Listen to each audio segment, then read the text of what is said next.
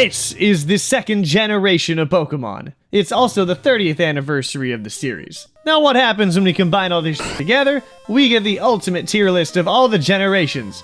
Yeah, we're only going through one generation here. What gives? Well, sorry, you can't rush perfection. And that perfection is rating Pokemon Gold and Silver in 10 categories. Being Pokedex, gameplay for both battles and outside of battle, music, the region, its characters, the plot, any new additions, the post-game, and how difficult it was. Now it's my turn to take off the rose-tinted glasses. Or should I say silver, because we're playing and rating my first game, Pokemon Silver. It's Generation 2, so let's lock and load because I gotta fight through hell and nostalgia here.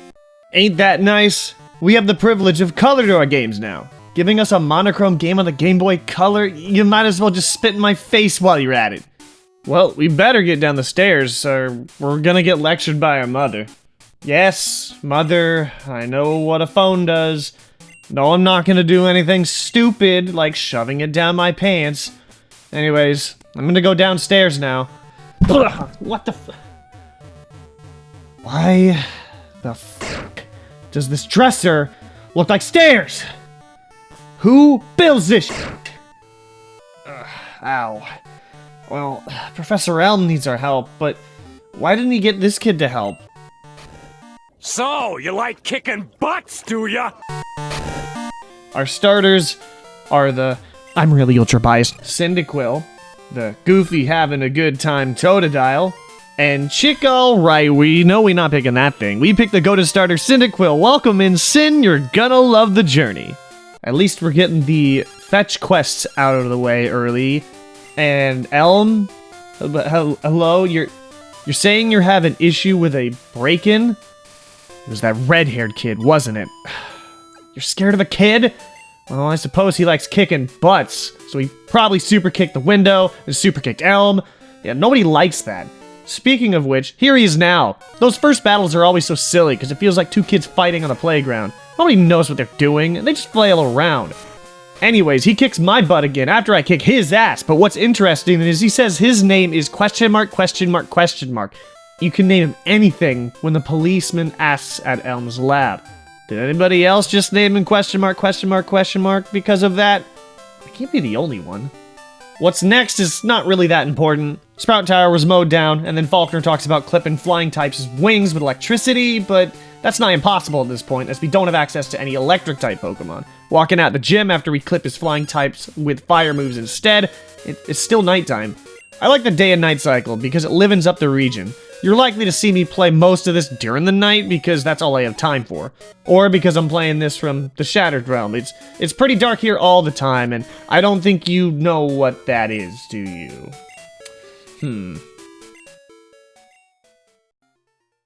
Wait a minute. I know this. I'm over-leveled? Whoa, just take it easy, man. Well, I wouldn't be if there was any better Pokemon selection. Then I wouldn't spam Sin all the time. That too harsh? Fine, I'll give credit where credit is due. It's not as terrible as it was in Generation 1. It's not poison, bug, normal spam. There are grass and ghost types available at this point. But what I want to drive home is that it's less a variety and more of a limitation. I'll be explaining what I mean by later on, because forcing Sin against rock and water types is painful. You're telling me I can get a Slowpoke tail for $1 million? Do you know what else I could get with that type of money? 2,272 big Leafeon plushes. What would I do with all of them? Beats the hell out of me, but she's cute as f*** and nobody can at me about that. Now Team Rocket, welcome back. Short time, still seeing you. Now the one gripe I had the last time I saw you was that your plot and reason for being there was so disjointed, you just wanted to make money. What are you doing this time? Trying to make money off of Slowpoke tails. This is gonna be more of the same, ain't it? Look, I know I called you cellar dwellers, but I didn't mean it literally. And here you are, cellar dwelling in the bottom of this well. At least this cave's themes kicked ass, while I kick your ass. But after the fact, Kurt brings us back to his house, where he wants to show me his balls. I'm not kidding, take a gander at this. Hilarious. Anyways, to cut everything short, there's a wildfire coming from Bugsy's gym if you want to help put it out. Thanks. Oh no. Here it comes. Whitney's Miltank is nearby. Oh. It's you again. I'm gonna kick your butt twice as hard.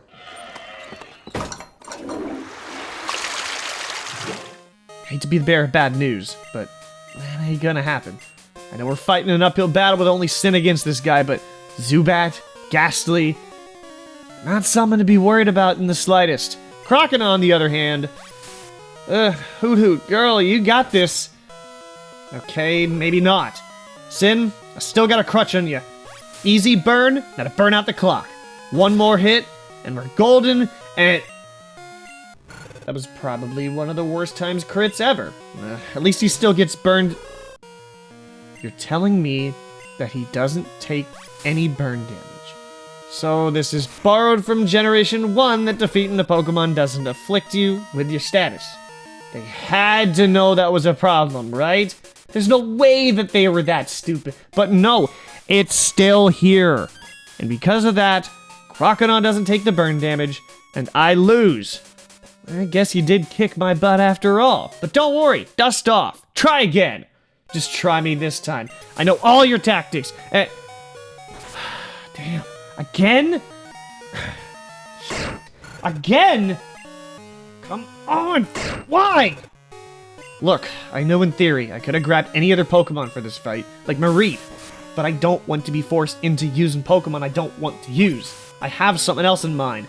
Ain't really the problem that Generation 1 had, as there's more variety early on, but setting it up so you have to use a specific Pokemon, otherwise you'll struggle, ain't a great design either. Now then, the piece de la resistance. Whitney's Miltank. I've heard the stories. Oh, she's so hard to beat! She always gives me trouble.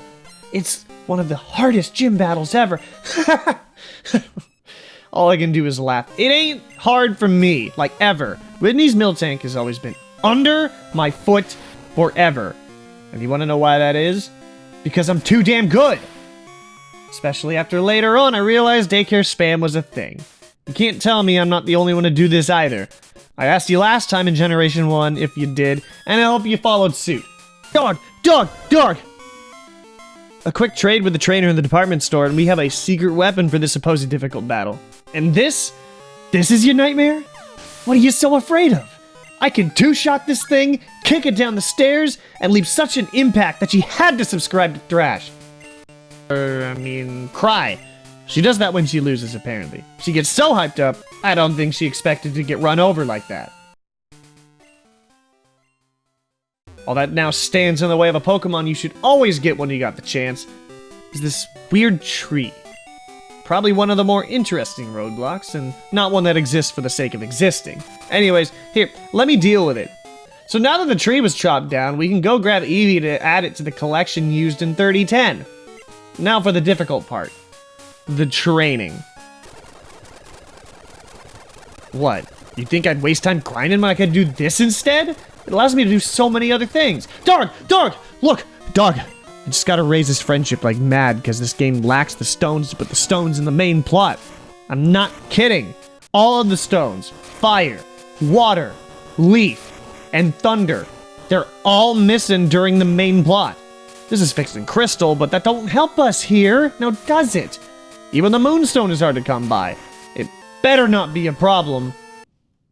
It will be. These early games really made some strange decisions. I mean, this dude is a kid dressed up in his sprite.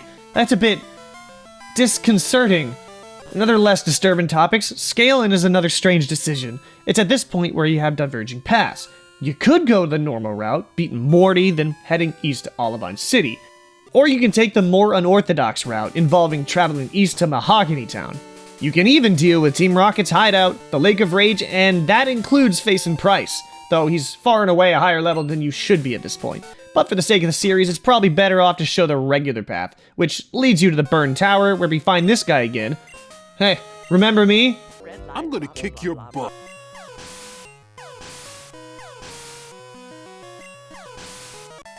Go f*** yourself. The rest of it is all an afterthought. The Kimono girls aren't built into the story yet, because this ain't the remakes, while Morty meets Royce the Umbreon, and he ain't gonna have a good time. You know the drill.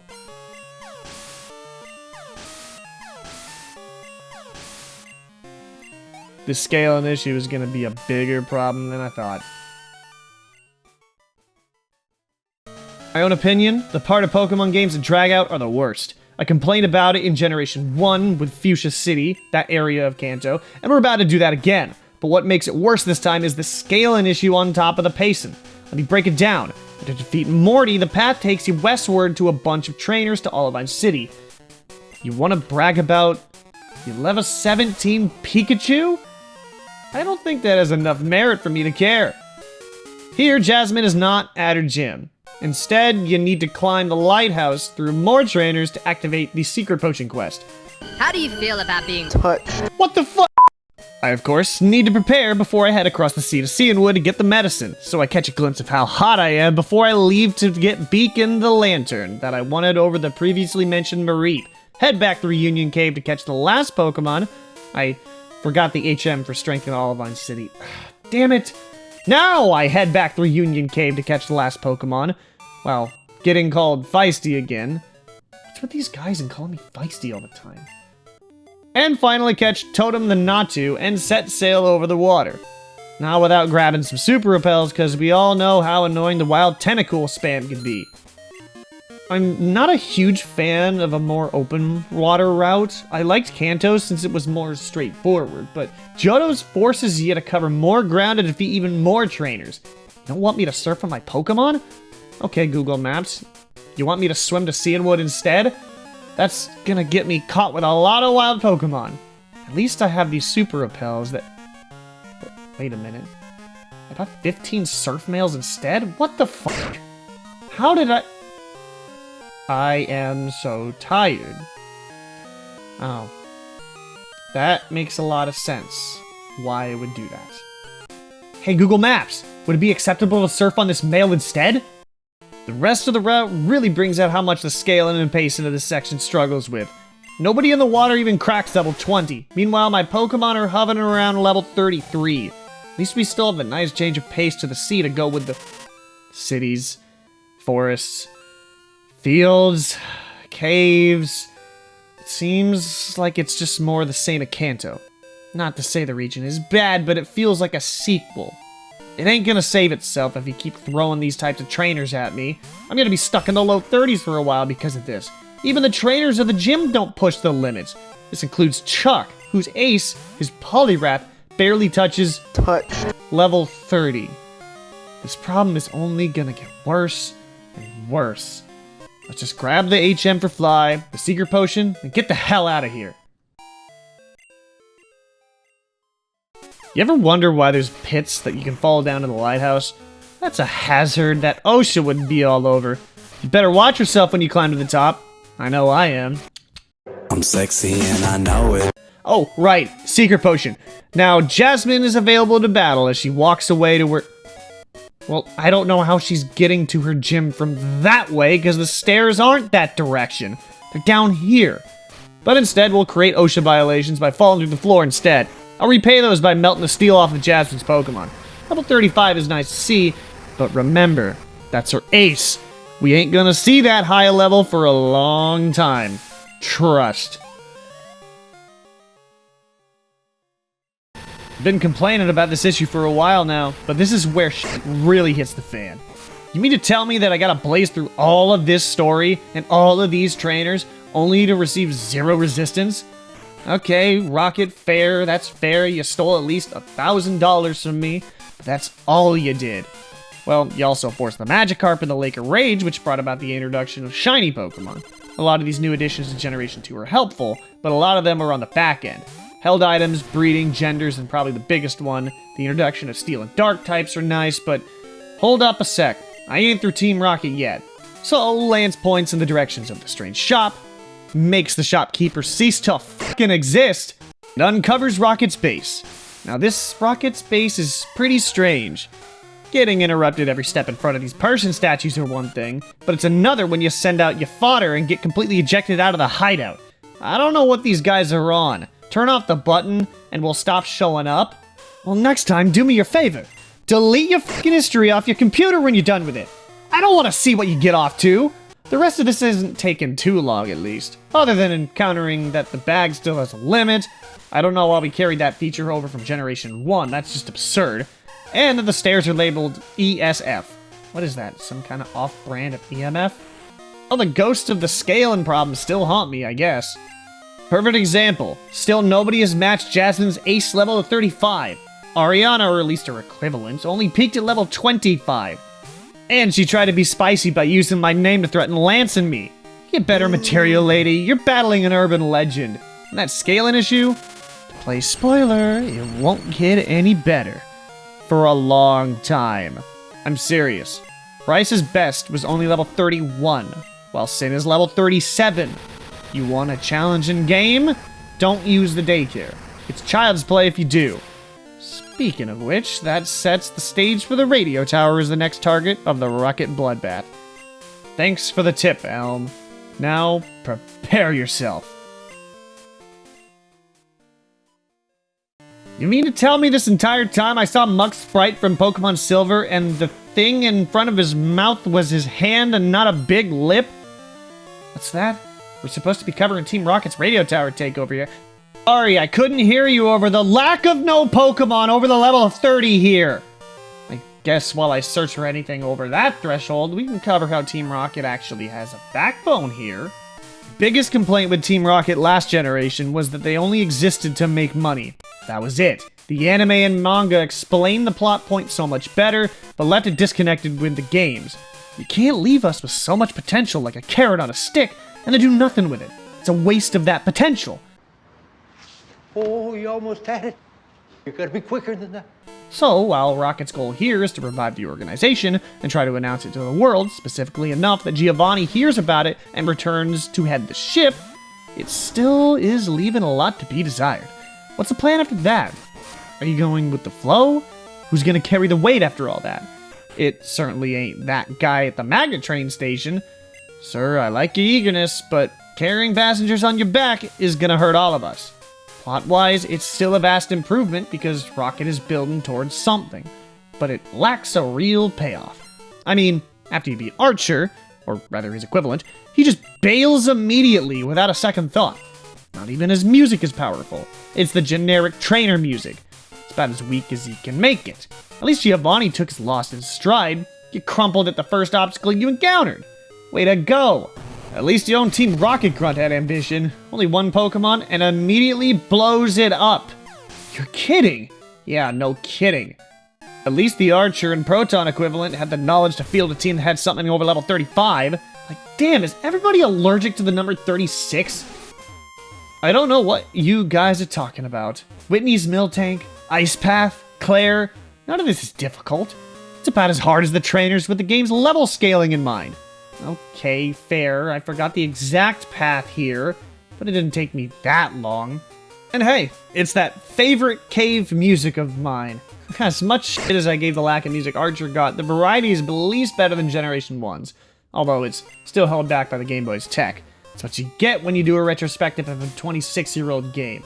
It's still acceptable from what it could do on its console, but what is truly unacceptable is that Claire can't accept defeat and sends you to the mines to get some coal for her. Okay, it's the Dragon Fang, but the point still stands. At least Whitney has the awareness that she lost. I mean, she starts crying her eyes out, but she settles down and gives you the badge anyway. Claire is a straight-up sore loser. The multi-elemental move using Dragonairs, they were a nice touch, though. I'll give you that. How did it feel to step into Kanto without knowing it when you originally played Pokemon Gold and Silver? For me, I didn't know much since it was my first game. I didn't have that much recollection of Kanto, but it felt monumental enough that it at least left some sort of impact. Little did we know it led to something bigger. But hey, hold up, we're not there yet. Instead, the Pokemon League nears, and I wanted to talk about the characters more. It ends up being more the same from Kanto, which is hilarious because we're now in Kanto. The characters themselves don't stick out except for Silver and maybe Lance. Silver is something we've never seen from a Pokemon character at this point. Character growth. You can even see it when he approaches in Victory Road. He started by kicking our butt at the start, but after Lance beats him down verbally and in battle, his mental dilemma makes him start to understand things more and more. More on Silver later. Lance only seems like a more powerful guide, and unlike Kanto, there's no named rocket character to stand out. If you go by the remakes, Archer and Ariana do have their own storytelling, but it's not really in-depth enough until said remakes. And this doesn't even account for the characters in Kanto. But again, give it a sec to let us ride out the challenge. Victory Road is just a shell of itself. No puzzles whatsoever. I blame the lack of space on the cartridge. But that leads us to the Indigo Plateau, the Pokemon League where the Elite Four wait. To make this Pokemon League run more interesting, let's make it so we only have 1 revive to use the entire run, can only use 2 potion in battle against the Elite Four, and 3 against the champion. Add 1 more if they use a potion themselves, and it's a quite difficult strategy. Let me flip the script. We've been doing a retrospective this entire time. Time to change this to a commentary on strategy. My levels are hovering around the low 40s. It should be easier since my levels are closer to the champions levels than they were in Generation 1, but as we will learn, strategy is needed for these restrictions. Will is not an issue. Even though his psychic types are devious, you need to play around his secondary typings more than just the psychic types. This is less the case for Koga, but that's because the poison type is still shit. Ain't gonna be a threat for many more generations from now. You think this Elite Four ain't shit, right? Well, Bruno, what you got for me? About as much as the same. Except for the fact that he keeps spamming Detect on Totem's second turn of Fly. You're delaying the f***ing inevitable, my friend. My lowest Pokemon is putting on a clinic here. Totem barely survives against Hitmonchan, which leaves his ace Machamp. Normally, Machamp wouldn't be that huge an issue versus Totem, but even back in this generation, coverage was a thing. And at this point, I have to remember Karen's Dark types and Lance's Dragons. I'm gonna have to cut my losses and make sacrifices, so I'll give it my all and find a way around this thing. Totem can't do the trick, and I could have sworn Beacon's defense would hold up, but I was wrong, which leaves me with 4 against Karen. This is when the problems start to compound. Normally, Muscle wouldn't have that big an issue against an Umbreon, but Confuse Ray and Sand Attack is such an underhanded tactic. You think a fighting type would be great, but Karen only has 3 dark types. Sin ends up being the clutch Pokemon, and against an actual dark type, or Houndoom, Muscle gets burnt to a crisp. Surprising, because that fire is weak compared to yours truly. This is a perfect example of the strategy of sacrifice. Losing Beacon against Bruno proved to be the point of no return. Losing Royce after he gets a Sand Attack off is a last-ditch effort, which ends us in victory.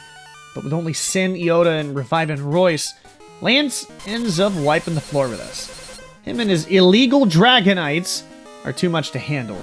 Really, how the f*** do you evolve your Dragonair so early? What type of drugs are you giving him? There'll be another chance to ask. And again, the difficulty this game gives makes me laugh. I know I lost my first run, but that was only due to the restrictions in place and the strategy I used in response. Needed Beacon for Karen's Houndoom, but decided not to revive him. You look at my second run and I only lose Muscle by the time I face off against Houndoom. But Beacon can handle it this time. Barely. Scratch that. Narrowly! Talk about cutting it close. But overall, this game's difficulty is pitiful. Between Whitney and Claire, the levels are stuck between 20 and 35, and it shouldn't be so stagnant.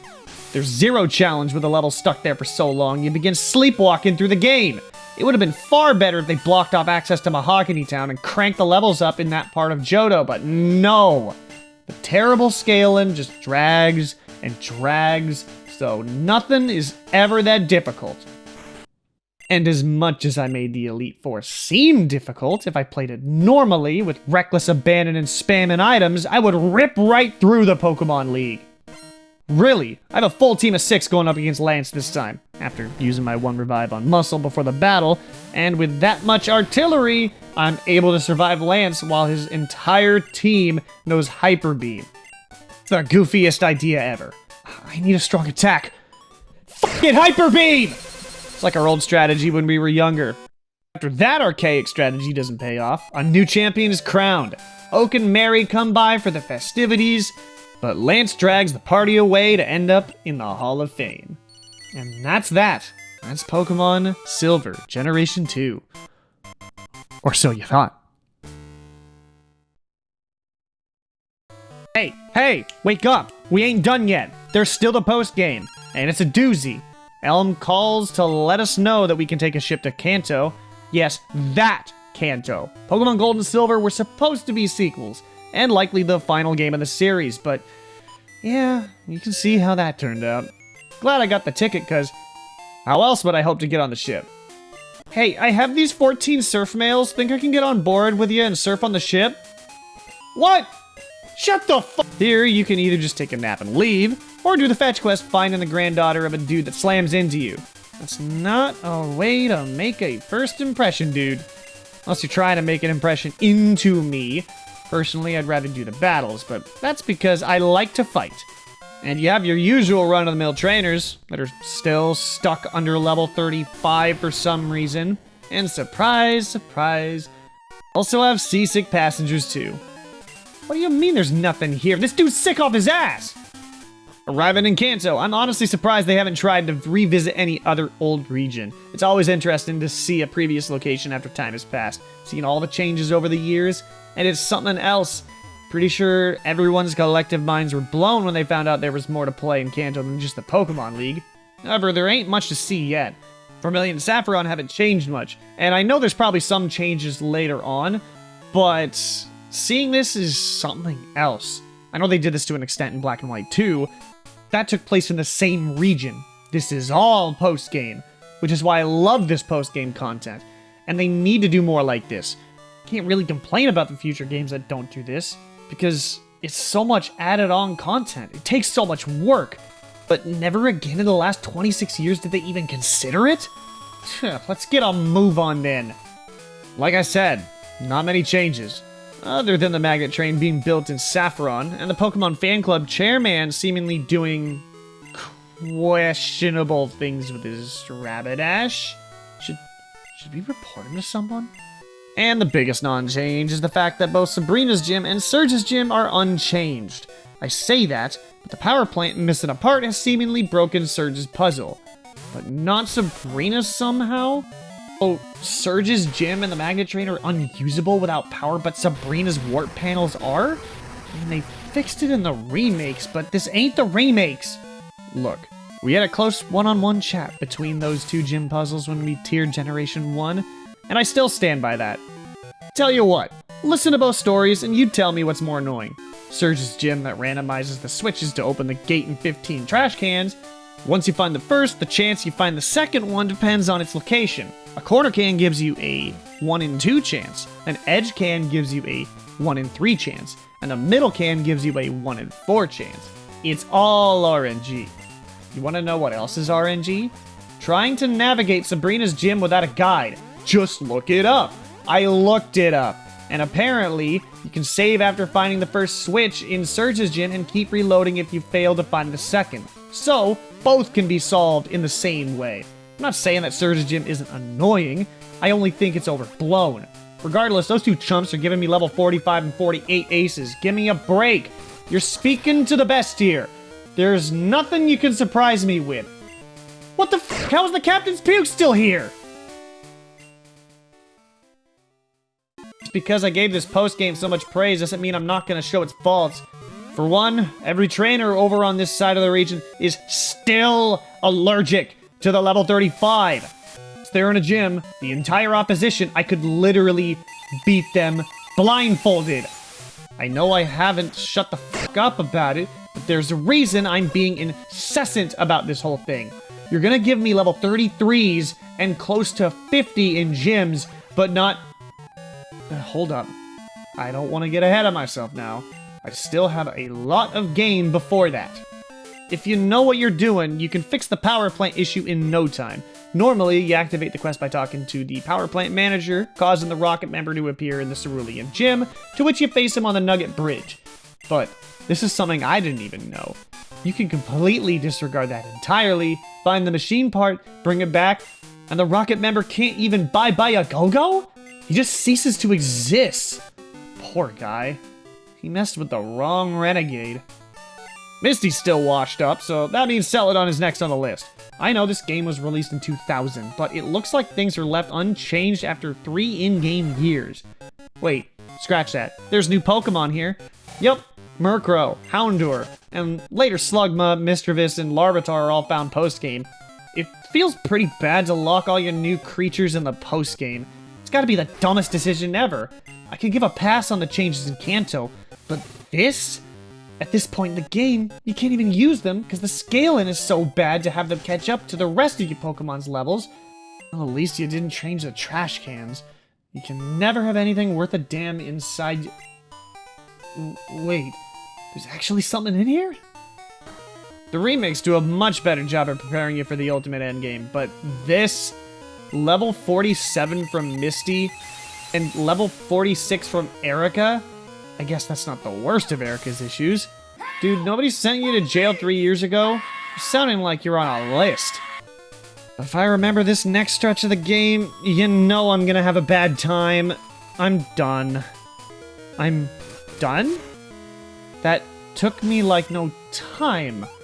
What gives? I hated that stretch in Generation 1. Oh, and that's all you gotta show for it. A level 39 ace. Janine, you are a symptom of the scaling, not the problem. As much as this game fails in one area, you can't say this game is linear. I remember being unable to figure out how to get the EXPN card on the radio to wake Snorlax, for example. Anyone that's playing the game had to figure out how. This lack of linearity comes in other ways with the branching paths to Olivine or Mahogany, but its execution is what derails it. That said, with everything else cleared, the final stretch awaits, and uncovers the lack of space on the cartridge. I thought Kanto felt smaller than normal. Cycling Road, the lower number of trainers, certain locations are completely downsized. Hell, Viridian Forest might as well not even exist. It's not even acknowledged as its own area. You can't fault them for this. It's not like they had to save space for the main game, only the post game. Does it suck? Of course. I'm not gonna complain. They wanted to add all this, and they still managed to fit what they could. I'm impressed by that feat. Could you at least not have stolen the door off the wall of the museum? My parents took them down because I am grounded. That's disturbing. Or not deconstructed the Pokemon Center by Mount Moon? I guess that's what I get for littering here. At this point, I'm running through the remainder of Kanto at breakneck speed. I mean, I'm the third fastest in the game. But it's because I'm so overleveled. I'm not even complaining about the gym aces anymore. At least Brock had 5 Pokemon. At least Blaine hit level 50 with his ace. Why the hell does this trainer have a level 12 Pidgey this late in the game? How does this help anyone? Is this supposed to help me prepare for Silver over in Mount Moon? If not, what is this supposed to prepare me for? Sorry I'm late, class. I'm going to kick your butt! Yeah, that's not an easy task. Hopefully I can find someone that can. No, I'm pretty sure you had a bottle of liquor there, old man alcoholic. Is there nobody that can help me? Huh, if it isn't an old punching bag of mine. Finally wrapping up Kanto here. And typical, the first trainer that's gonna push me to the limit is the same one that pushed me at the end of Generation 1. Blue. So far, he's the only trainer to break level 50. In his normal instigating fashion, he proves he still is that thorn in my side. Paralyzing me off the Mirror Move Spark, spamming Recover on Alakazam, launching a Hyper Beam out of nowhere. But you don't even need to worry about me. You think I'd fail? Okay, well, sometimes, but I ain't perfect all the time. But with one half of the Wonder Twins down, only leaves one more. At the top of Mount Silver lies the former protagonist, Red. The journey's been long, but there's one more trek. One more dungeon to navigate. I can't see shit! Fun fact, the second room doesn't require flash, and neither does the third, so if you clear the first room, it's easy pickings from there. What isn't easy is the one thing I've been building up to with my complaints with the scaling. I know this entire time I've been beating this dead horse, but it was within reason. This horn ain't decomposed yet. Look at this! Level 81? Only one trainer had anything higher than level 50. How the fuck you expect me to take on Red when my levels are hovering around level 50? If he's that good, he must have followed Thrash. He knows his shit. Alright, you know what time it is. It's time for the battle breakdown. No, not that! 14 Surf Males ain't gonna help us this time. If you know your matchups, it's not really that difficult. You only need to exploit those weaknesses to prevail. Such as Ass Blasting Pikachu with Eota's Earthquake, smacking Espeon with Bite and Shadow Ball from Royce, getting a critical hit one-shot by Snorlax. Wait, that wasn't supposed to happen. Oh, well, you have 2 revives to use this fight. Muscle, get back here. You're not supposed to go down like that. Burning both my revives already ain't a good sign. Luckily, Red gave me that chance by resting the Snorlax, but 2 cross chops chop the Snorlax down like a tree, or a Sudowoodo. All I gotta do is...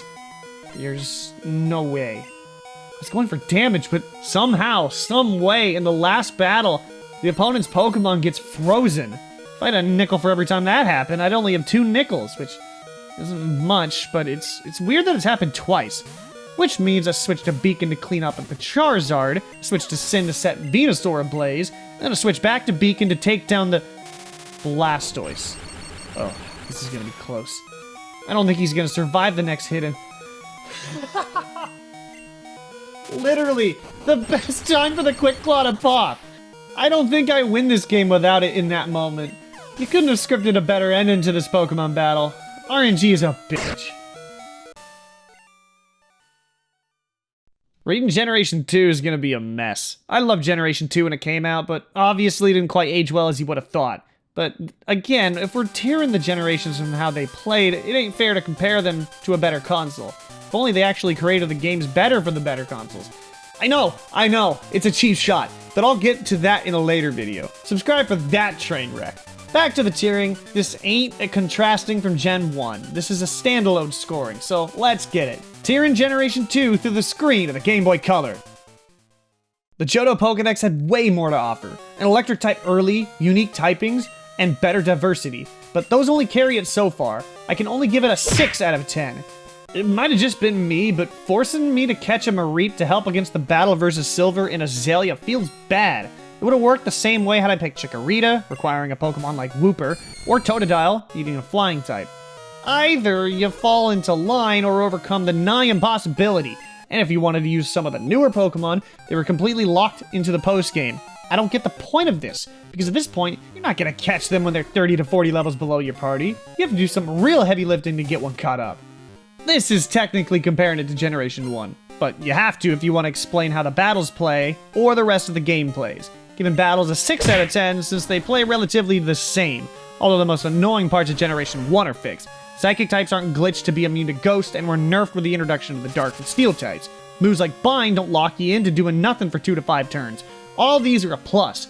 Freeze is more manageable, as is Sleep since you can make the move after waking up, but the new 2 to 8 turn chance to wake up is just as anchoring as ever. Meanwhile, outside of battle, the addition of color brings out locations far more, and makes the Pokemon stick out. But other than that, the graphics didn't change much. The game plays far better than the buggy mess Generation 1 did, but included its own infamous glitch of duplicating Pokemon by depositing it, then moving Pokemon without mail, and resetting while it's saved. I didn't cover that during the retrospective, since it didn't have a specific location, so it was a lot harder to insert it anywhere. Overall, I have to give the gameplay outside of battle an 8 out of 10, since nothing is a hurdle to accomplish things, and it doesn't run like shit. Really, it's a pretty great game for when it was released in 2000. The music and region can all be attributed to being held back by the Game Boy Color's tech. Music is obvious since you're stuck with an 8-bit tone, but the lack of changed themes for important characters on top of reused themes, I can't give the music any higher than a 7 out of 10. Critique on the region can basically be a broken record with Generation 1's video. The same setting is basically a new coat of paint on an old beater car. I did like the fork in the road, only if they executed it correctly, but I'm not about to go nuclear on that yet. Johto makes me nostalgic, but the payoff ain't there with a 7 out of 10. With so many characters across 2 regions, no one really establishes himself. The gym leaders still don't stand out, being stuck to their gyms. Well, maybe not Jasmine. Even the Rockets are generic admins. The only 2 characters with actual development are Lance and Silver, and Lance is just a one-trick pony of powerful character. I like the attempt, but only Silver champions the development of any character in Generation 2. From petty thief that will do anything to be the best trainer, to a resolution where he eventually cares about his Pokemon training in the Dragon's Den. For being on a console this old, it's quite a feat to feature from any Pokemon character. But 1 out of many can't save it from scoring it a 5 out of 10. With all these characters existing all at once, you have a plethora of options to use to tell a story, but few are used. It's hard to tell a story without an antagonist being the driving force, and Rocket Admin doesn't scream a sole enemy. Rocket's an entity, striving to reach their boss Giovanni as they make the comeback, making money to eventually taking over the radio tower to hope to make that broadcast reach their forsaken leader. But just as easily as they take over the radio tower, they leave just as quickly. It feels strange to have an organization outright surrender even the smallest of resistance. Grow a damn spine. The rest of the game is your usual 8-badge Pokemon League shtick, which is usually run-of-the-mill. While this time it has better direction, it's hard to place it higher than a 6 out of 10. Combining the new additions and the postgame, because they go hand in hand, the postgame was completely missing in Generation 1 compared to Generation 2. Generation 2 had an entire region that you had explored a year or two ago. Seeing all the changes was interesting. Defeating all the gyms you once defeated, culminating in a fierce battle at the top of Mount Silver against none other than the same trainer you once were in a previous generation. It's a storybook ending. It's the best post-game out of any Pokemon game at a 10 out of 10, since no other game has rivaled that type of addition. Other additions being the Dark and Steel types and their Psychic types dominance, breeding, held items, shiny Pokemon, and the day and night system. And the special stat split all made impacts in their own way, but none truly stood in the limelight.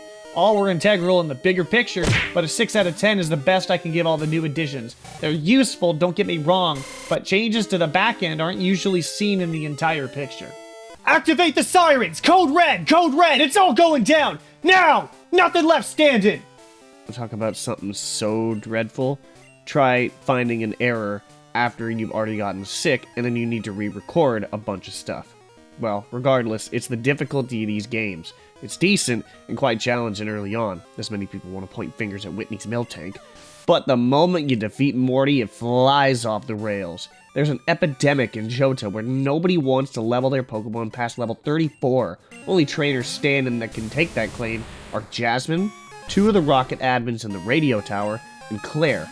The moment you step into Kanto off the boat, you expect strong trainers, but they spin their wheels between levels 28 and 55, usually hovering around the late 30s.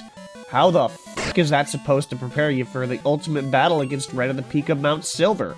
These levels are nearly half of what Red has. It's a wonder at my levels, which were 48 to 53, could hold a candle to Red. It took an Ice Punch freeze and a Quick Claw pop to put him away. Without luck, there's no way I could have taken him as easily. I may be powerful in my world, but in a whole other world like this, I should have been no match at all. 3 out of 10 difficulty. You want to challenge me? Try me. Challenge me with whatever you want to throw. Trainer of these levels, get leveled. Generation 2, Pokemon Gold and Silver, finished with a score of 64 out of 100. And it takes the lead over Pokemon Red and Blue, which you should go check out that video if you haven't seen its tiering or score yet. It's a surprise to me though.